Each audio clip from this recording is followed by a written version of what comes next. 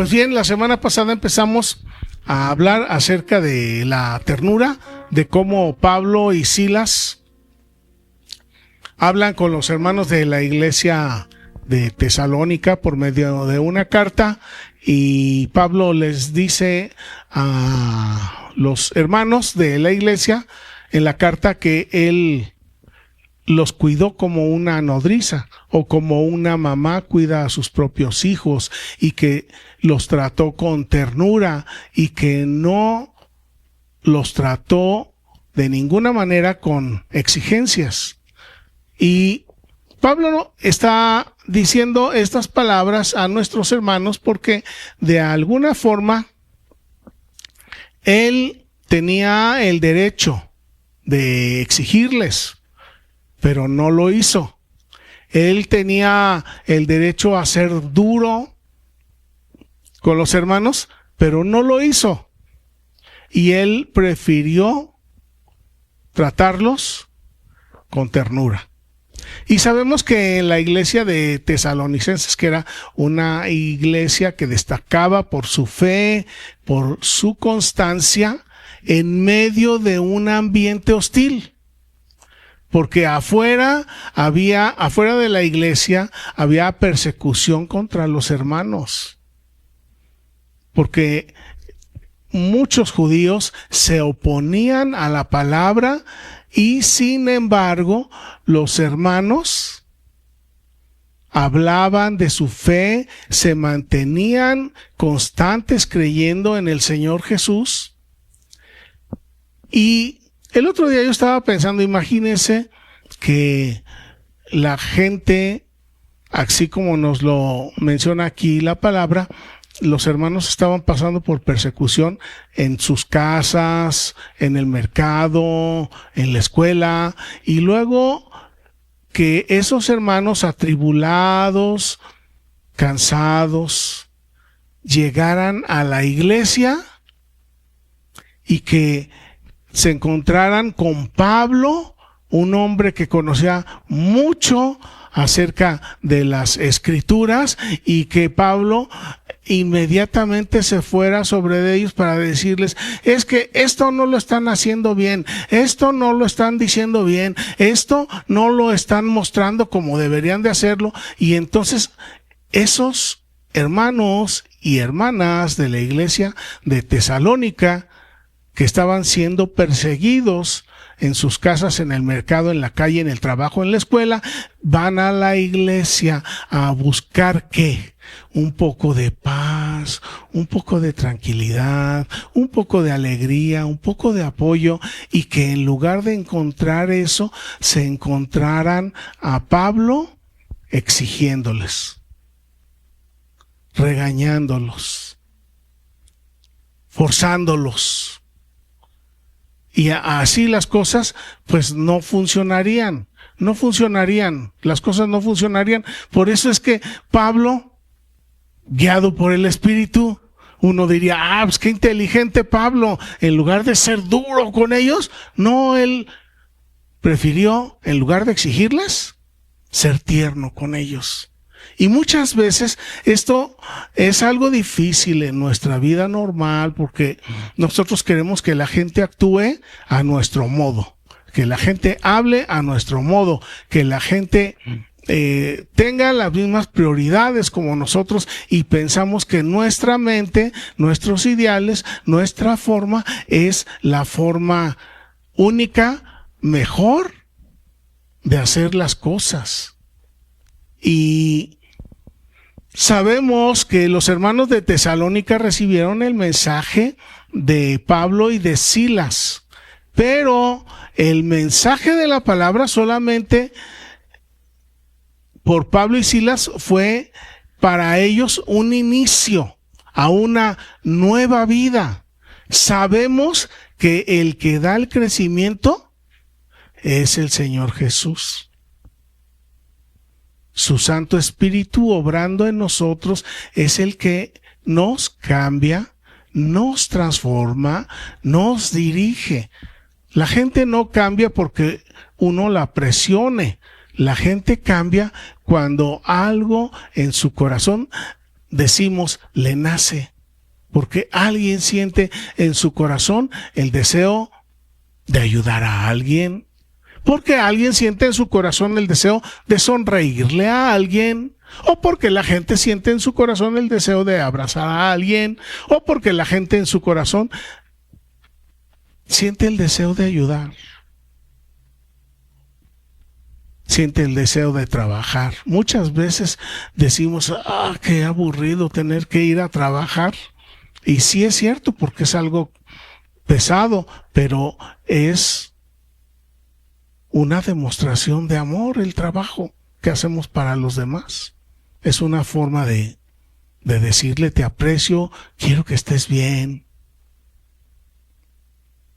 El venir a la casa de Dios, de igual manera, es del mismo modo. La gente no va a venir porque nosotros los presionemos y los forcemos. La gente va a venir cuando en su corazoncito ellos digan, hoy quiero ir a alabar al Señor. Hoy quiero ir a escuchar algo que me nutra y que me sirva en mi diario vivir para vivir mejor. Y así es la forma en que la iglesia de Tesalónica creció. Veíamos la semana pasada en Primera de Tesalonicenses, en el capítulo 2, en el verso 7, donde Pablo les está dando las explicaciones a los hermanos. Desde el verso 5 dice, nunca usamos palabras lisonjeras.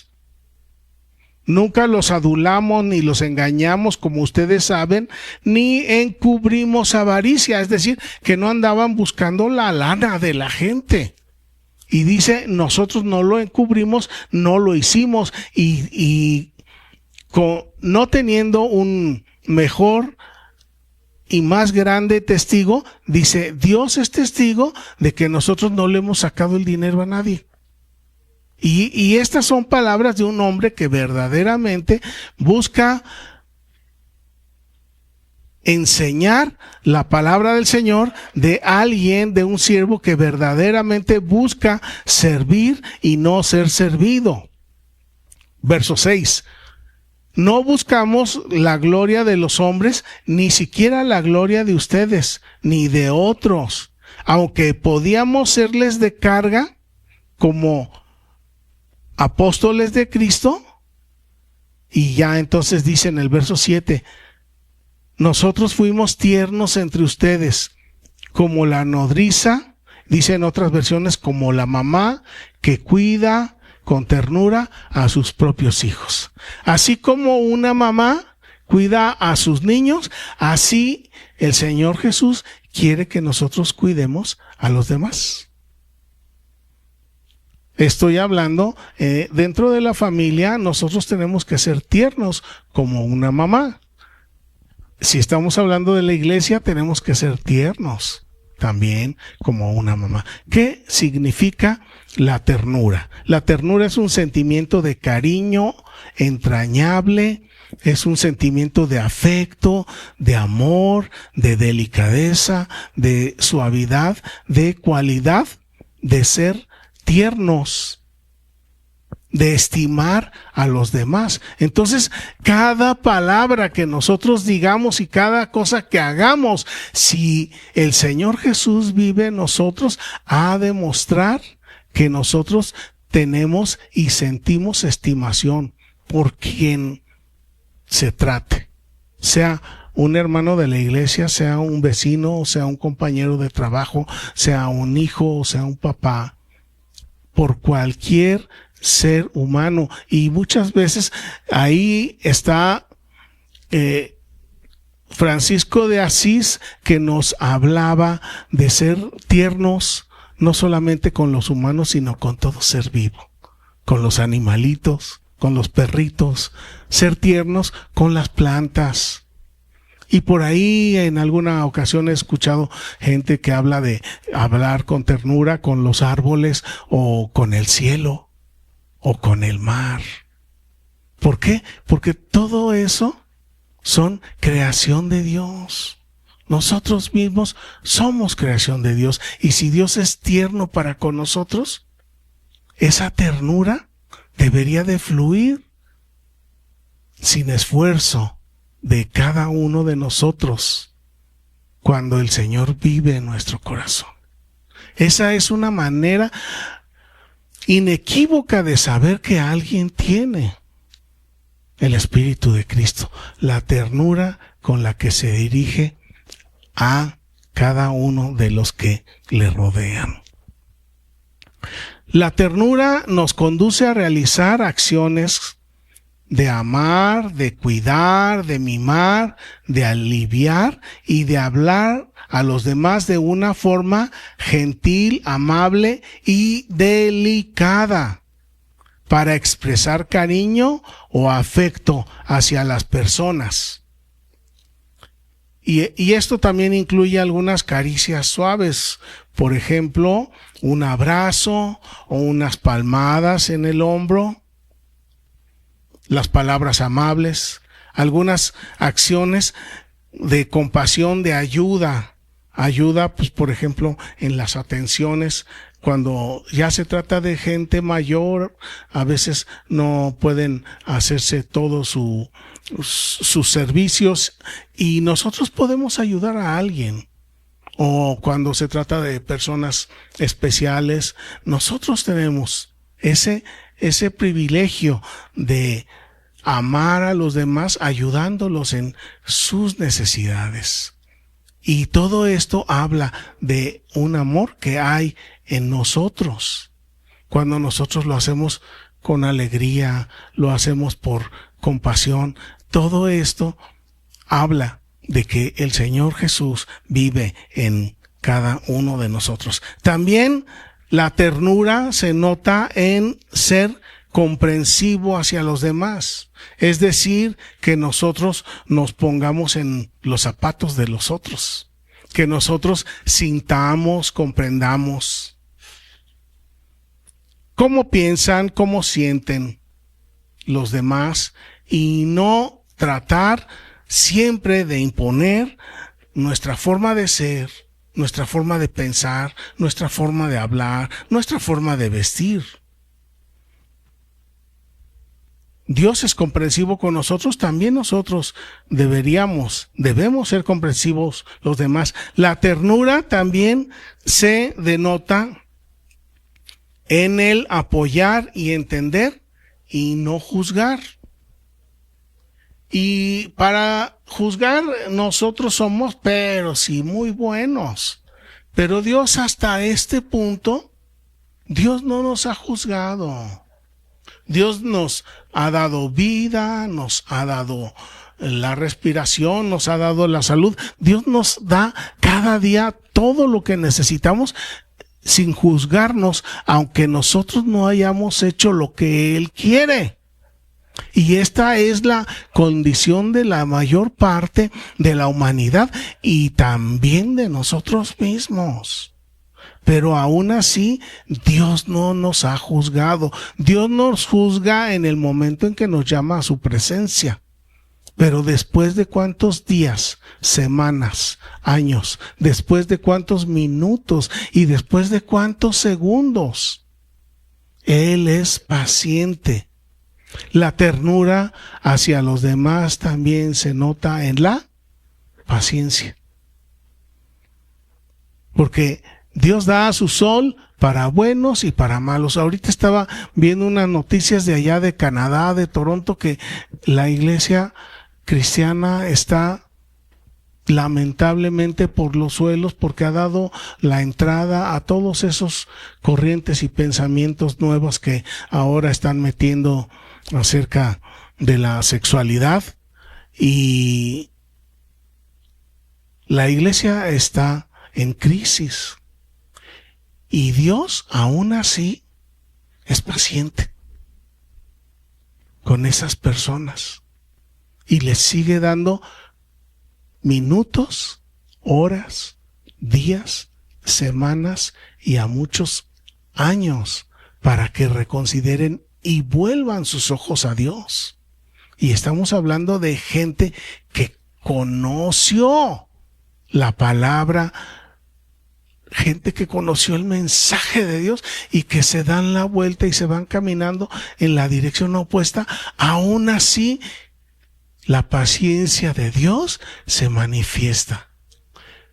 Pero nosotros, en el momento en que sale lo más mínimo, inmediatamente nos molestamos, nos enojamos, emitimos juicios, y eso no es algo que agrade al Señor. Otra forma en que se manifiesta la ternura es siendo humildes, no criticar a los demás. La semana pasada hablamos de ternura. La semana hablamos de tratar bien a los demás. La pregunta es, ¿cómo les fue esta semana? ¿A cuánta gente criticaron? ¿De cuánta gente hablaron mal? ¿Lo hicimos? Y si así lo hicimos, necesitamos una corrección de parte de Dios. Tenemos que ser como el Señor es. Y ahorita vamos a hablar más acerca de eso. Nos conviene no criticar a los otros. Nos conviene no humillar a los otros. Nos conviene aceptar nuestros propios errores, reconocerlos, pedir disculpas, pedir perdón cuando sea necesario, pero también perdonar los errores de los demás. Y yo creo que muchas de estas cosas frecuentemente fallamos, a veces sin saber, a veces sin querer, y lamentablemente muchas veces ya con toda la conciencia y el deseo de hacer sufrir también a los demás. Otra forma en que se manifiesta la ternura es siendo alegre. Y la alegría es una de las manifestaciones del Espíritu de Cristo, y a veces esto no se nos da mucho. Y normalmente cuando a alguien no se le da mucho la alegría es pues porque está pensando o está forzando a todo su entorno, a todo su ambiente, a que las cosas sean como él o como ella quiere, lo cual no es agradable al Señor. Así como Pablo y Silas nos enseñan a tratar a los demás sin exigencias y con ternura, el Señor Jesús también nos enseña. Él es nuestro mejor ejemplo, y lo hablamos la semana pasada aquí en Isaías, en el capítulo 53. Y esto es una de las características que a mí siempre más me ha llamado la atención del Señor Jesús. Y ustedes recuerdan allá en Hechos, en el capítulo 16, cuando Pablo y Silas estaban en la cárcel, estaban encarcelados, y sin embargo ellos estaban bien contentos y estaban cantando cantos. No estaban enojados, no estaban hablando mal de los carceleros, no estaban hablando mal de los gobernantes. Y esta es una de las características de Dios que a mí mucho me ha llamado la atención. Y es también lo que pasó con el Señor Jesús. El Señor Jesús fue abofeteado, fue escupido, fue calumniado, fue latigado. Y Él, aún así, no les pagó como debía de haberlo hecho. No habló mal de Pilatos. Pilato, ¿verdad? Me sobró la S, perdón. ¿Ah, sí? Bueno. No habló mal de los gobernantes. No habló mal de los sacerdotes judíos. No habló mal de los escribas. No habló mal del pueblo. El Señor Jesús sufrió los castigos que no eran para Él. Sufrió los castigos que eran para nosotros. Y soportó, pero Él tuvo una manera así como Pablo y Silas, de soportar con alegría. Seguramente que su rostro no estaba exhibiendo una sonrisa, porque a la hora que uno recibe un latigazo, pues se ha de sentir horrible, y la carne y la cara, seguramente que él estaba sintiendo todo ese dolor y su cara estaba expresando ese dolor, pero él por dentro, en su mente y en su corazón, tenía una actitud que lo hacía soportar ese dolor y no maldecir. Y esto se me hace muy, muy incomprensible para mi mente. Isaías 53, en el capítulo 3. Isaías 53, verso 3. 53, 3. Dice, hablando de el Señor Jesús, esta es una profecía acerca del Mesías y del Salvador, y dice, despreciado y desechado entre los hombres. Todos lo desecharon. Varón de dolores, es decir, que sufrió mucho en su vida y experimentado en quebranto. Era una tras otra, y él sabía lo que era el quebrantamiento físico. Y además, escondimos de él el rostro, no queríamos ni ver nosotros lo que estaba sufriendo por nuestra causa. Fue menospreciado y fue desestimado, o fue estimado en poco. Imagínense un hombre inocente que está recibiendo todo esto y que ni siquiera es por él. Seguramente que tenía todo el derecho, toda la autoridad de levantarse y decirles, ya estuvo bueno, y pedir al Padre que mandara una legión de ángeles y acaba con todos y ya terminemos esto. Pero sin embargo no lo hizo así. Verso 4, ciertamente llevó él nuestras, ¿qué? Enfermedades.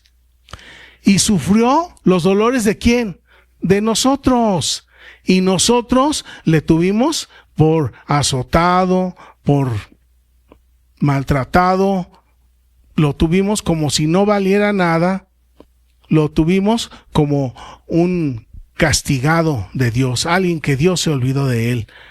Verso 5, mas el herido fue por las rebeliones ¿de quién? De nosotros. Fue molido por los pecados ¿de quién? De nosotros. Y el castigo de la paz ¿de quién?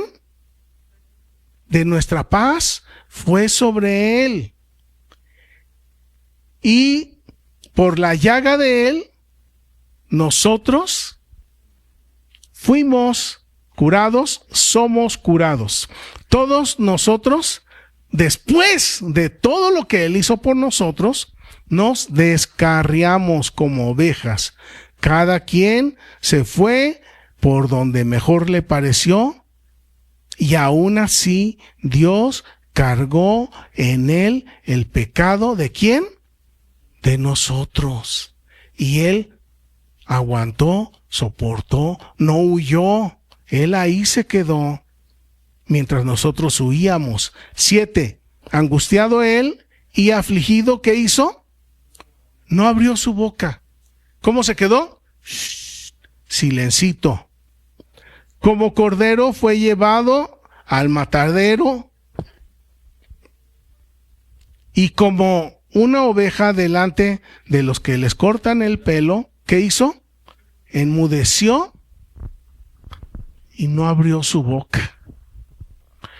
Y a nosotros decimos muchas veces que somos de mecha corta, porque si alguien nos dice lo más mínimo, inmediatamente se prende la lumbre. Pero esta no es una forma de actuar de Dios. Esta no es una forma de actuar del Señor Jesús. Esta no es una forma de actuar de el verdadero Hijo de Dios. Puede ser que en nuestra vida estemos siendo latigueados.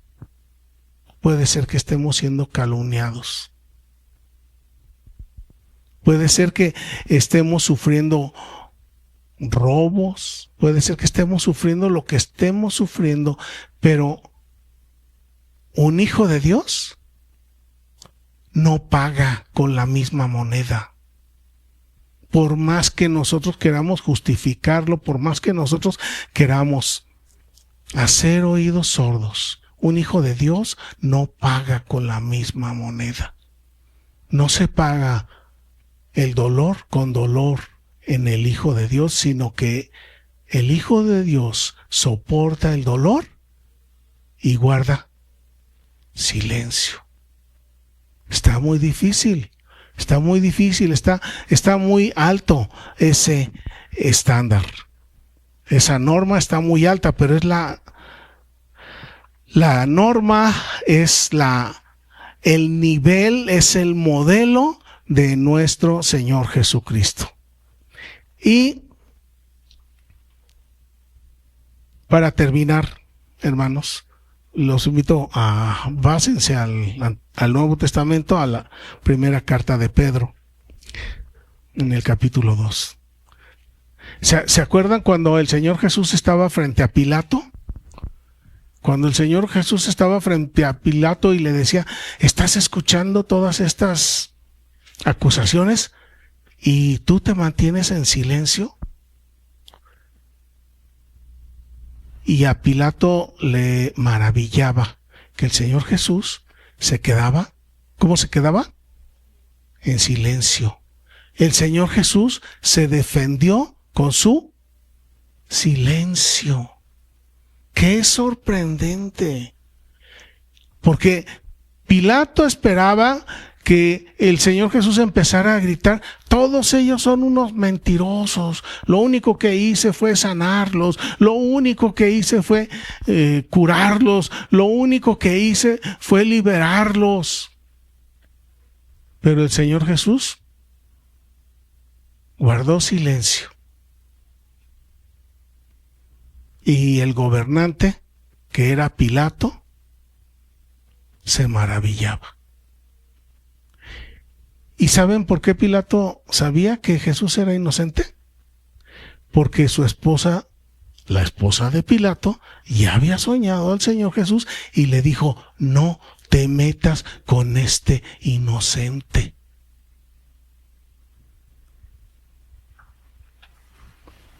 Aún así Pilato retrajo sus manos y dijo, hagan lo que quieran con él. Y el Señor Jesús, ¿se imaginan que el Señor Jesús le hubiera dicho, no te hagas tonto, si ya sabes que soy inocente? Pero no lo hizo. Pilato sabía que Jesús era inocente, que el Mesías era inocente. Pilato ya lo sabía. Y le decía, ¿cómo que no respondes nada? Pues no, porque ya Pilato en su mente, en su corazón ya sabía y el Señor Jesús lo sabía. Todos sabían que Jesús era inocente y aún así determinaron hacerlo sufrir.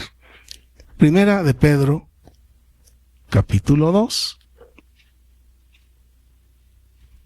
verso 23. Este verso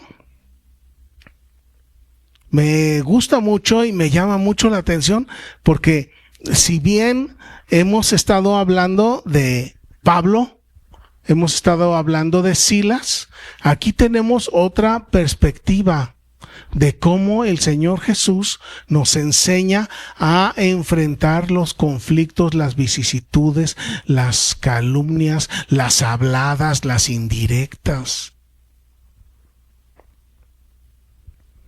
Dice el apóstol Pedro, hablando del Señor Jesús, dice, al Señor cuando le maldecían, ¿él qué hacía?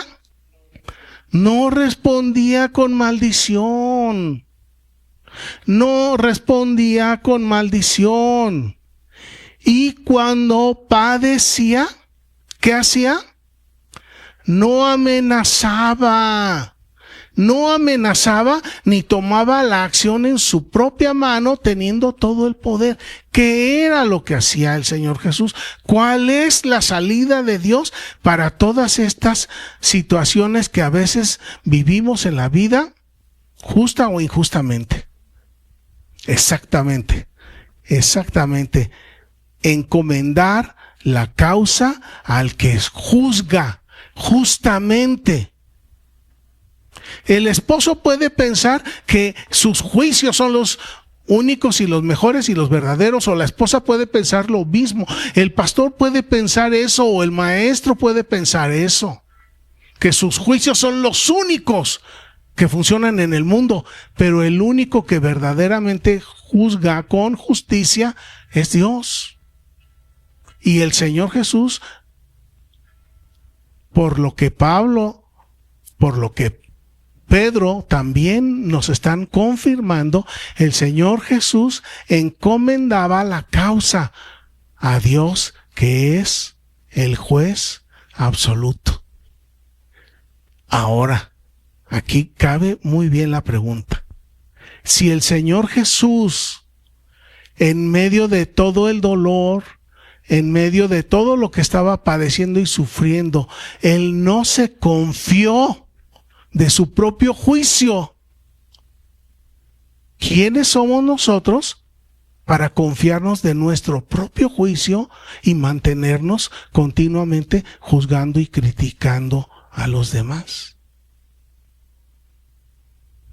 Hay algo que podemos hacer para vivir mejor delante del Señor. Hay mucho que podemos hacer para tratar a los que están alrededor nuestro con amor y con ternura. Y lo más hermoso, lo más delicado para mí de todo esto es que el Señor encomendaba la causa al que juzga con justicia en lugar de tomar venganza por su propia mano. Pero aquí, ¿qué era lo que pasaba en el corazón del Señor Jesús? Él podía quedarse callado en un estado de apatía, diciendo, me vale lo que pase. ¿Se imaginan al Señor Jesús diciendo, me vale lo que pase? No, de ninguna manera. Pero a veces a nosotros sí nos puede pasar que yo me quede en silencio diciendo, me vale lo que pase. Pero no es una actitud agradable delante de Dios. Otra actitud que pudo haber tenido el Señor Jesús es, todo lo malo a mí me pasa. Échale. ¿Ustedes creen que haya sido así? Tampoco fue así. Entonces, no solamente es la virtud de guardar silencio cuando uno está sufriendo o está padeciendo por parte de alguien más, no solamente es la virtud de guardar silencio. Y esto es algo difícil de comprender y más difícil de hacer, de ejecutar. Pues ya que me pase lo que me tenga que pasar, pues ya. No. La actitud del Señor Jesús junto con ese silencio era el deseo de salvarte a ti y a mí. Esa era la razón. Esa era la verdadera y única razón por la que el Señor Jesús guardaba silencio, por la única razón por la que el Señor Jesús no maldecía, la única razón por la que el Señor Jesús no amenazaba, era porque Él esperaba salvarte a ti y a mí.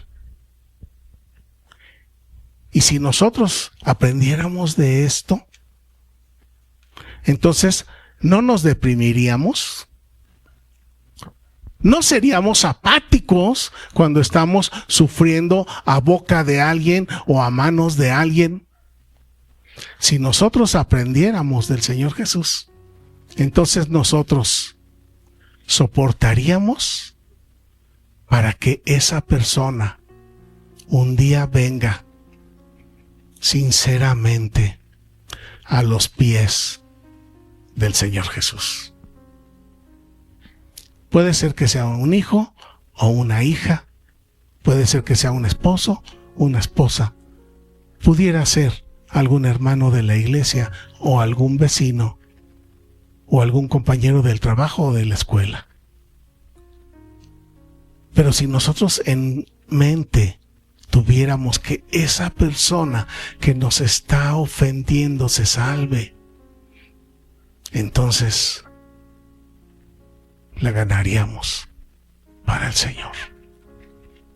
Y si no la ganáramos para el Señor, nosotros estamos actuando como el Señor Jesús, porque el Señor Jesús pagó el pecado de toda la humanidad. Y aunque muchos nunca jamás van a reconocer ese sacrificio, pero el Señor Jesús ya pagó. Y qué hermoso que nosotros fuéramos reconocidos por ser un esposo tierno, por ser una esposa tierna, por ser un hijo o una hija tierna. Qué bueno que fuéramos reconocidos. Ay, esos hermanos son bien tiernos. Eso sería algo hermoso para nosotros. Y yo pienso que estar con alguien que es tierno debe ser un placer, debe ser una alegría. Si el Señor Jesús es tierno, yo quiero estar con Él. Y si ustedes son tiernos, yo quisiera estar con ustedes. Y si ustedes fueran tiernos, todos querríamos estar con cada uno de ustedes. Nuestro mundo sería diferente. Nuestra familia sería diferente. Nuestra iglesia sería diferente. Oremos. Señor Jesús,